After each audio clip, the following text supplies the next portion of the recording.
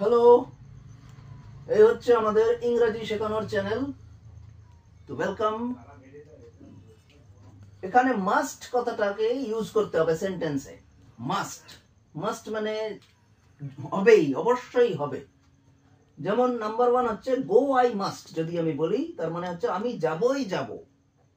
Number 2, he must be a liar. Liar মানে মিথ্যাবাদী, সে নিশ্চয়ই মিথ্যাবাদী।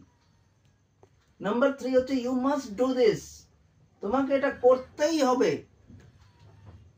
Number 4, you must take him, তুমি ওকে অবশ্যই নিয়ে যাবে। এগুলো সবই কিন্তু ট্রান্সলেশনে লাগে।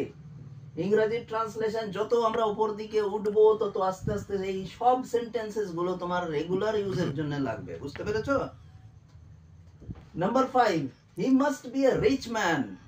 রিচ ম্যান মানে ধনী লোক, সে নিশ্চয়ই একজন ধনী লোক।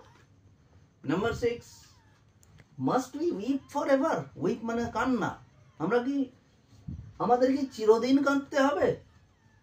Number 7, you must go to school, তোমার স্কুলে যাওয়া উচিত বা তোমাকে স্কুলে যেতেই হবে। Number 8, we must abide by the will of God, ঈশ্বরের ইচ্ছা অবশ্যই মেনে চলতে হবে বা পালন করতে হবে। Number 9, the man must be mad. Mad মানে পাগল, লোকটা নিশ্চয়ই পাগল।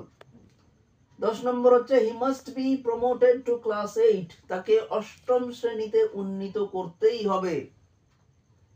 11 হচ্ছে we must on no account allow him to escape. on no account মানে কিছুতেই, আমরা তাকে কিছুতেই ছেড়ে দেব না। নাম্বার 12 হচ্ছে you must have seen an aeroplane, তুমি নিশ্চয়ই একটি উড়োজাহাজ দেখে থাকবে। আর নাম্বার 13 হলো you must not tell a lie, মিথ্যে কথা কখনোই বলবে না।